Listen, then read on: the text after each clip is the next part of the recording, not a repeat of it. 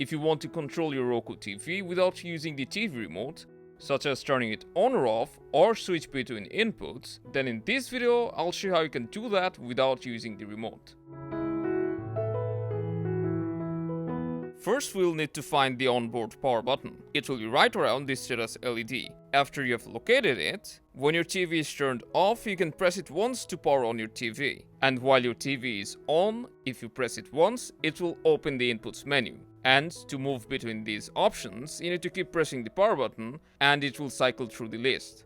To select an option, just highlight it, and after about a second, your TV will select it automatically. And from this menu, you can turn your TV off and switch between its inputs. But as you can see, you get a very limited options and can do just the basic stuff. So if you want a better alternative to the TV remote, then click here to see how to control your Roku TV using your smartphone. That's all. Make sure to leave your feedback and I'll see you in the next one.